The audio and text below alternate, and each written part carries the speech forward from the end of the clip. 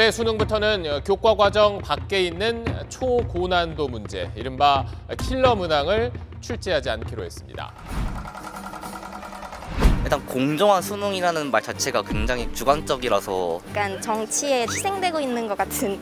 선생님이 직접 언급해 주실 정도로 그분의 발언이 좀 문제가 되고 있는 것 같다라는. 취지가 좋아도 결과랑 과정이 지구촌이면은 그 성과는 결코 이루어질 수 없어요.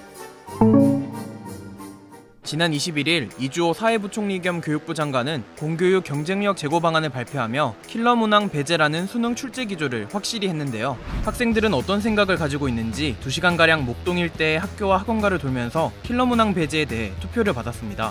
대다수의 학생은 동의하지 않는다고 했는데요. 저희가 만난 학생들은 거침없이 의견을 밝혔습니다.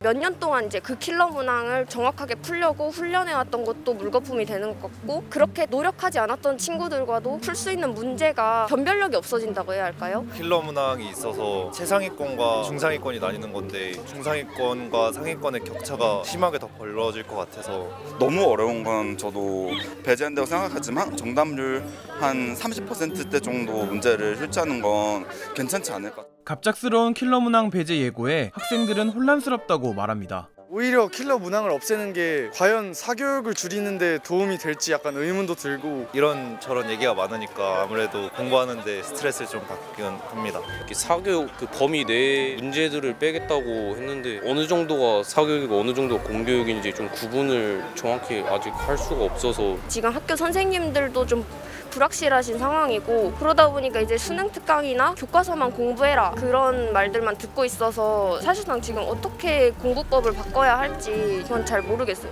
킬러 문항 제거가 물수능은 절대 아니라고 한 교육부 장관. 하지만 학생들은 물수능이 될까 두렵다는 반응입니다. 컷이 100점, 99점 나오면은 하나도 실수를 안 해야 되는 게임이 돼버리기 때문에. 사실 수험생 입장에서는 물수능이 더 힘들거든요. 난이도가 쉬워지면은 찍어서 맞춘다든지 아니면 이런 것들 때문에 변별력이 없고 나의 어떤 능력을 제대로 발휘할 수가 없게 되는 거거든요. 오히려 물수능이 기회가 된다는 애들도 있을 수는 있긴 하겠지만 실수 몇 개로 등급이 훅 떨어지는 것이 최상위권한테는 불리하지 않나라고 생각해요.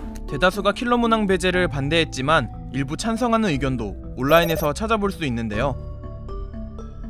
현장에서 만난 학생들은 어른들을 향해 솔직한 목소리를 전했습니다. 학교에서도 공부 열심히 하고 밖에서도 열심히 하는 학생들이 많으니까 학생들 생각해서 논란 없는 문제 내주셨으면 좋겠습니다. 수험생 입장에서는 어떤 기분이 드냐면은 정치에 지금 약간 희생되고 있는 것 같은 그런 느낌을 좀 받아서, 사실은 교육이라는 것이 쉽게 바꾸고 막 그런 게 아니잖아요. 이랬다 저랬다 이렇게 하면은 수험생 입장에서는 그게 굉장히 독이 되거든요. 학생들을 위한 정책이라는 것은 알고 있지만 그 시기가 좀 잘못됐다고 생각해가지고. 수능이 그냥 간단한 시험이 아니라 대학까지 연결되는 한국에서 그만큼 더 신경을 써주고 학생들 생각을 더 많이 해줬으면 좋겠습니다. 이런 여론은 단지 목동 고등학생들만의 이야기는 아닙니다. 수험생들이 느끼는 불안함과 막막함은 온라인 커뮤니티를 중심으로 쉽게 찾아볼 수 있죠.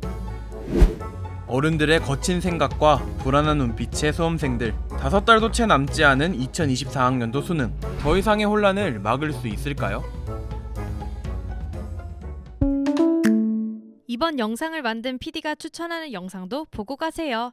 스브스 뉴스의 다른 영상을 즐기시려면 구독 버튼을 꼭 눌러주세요.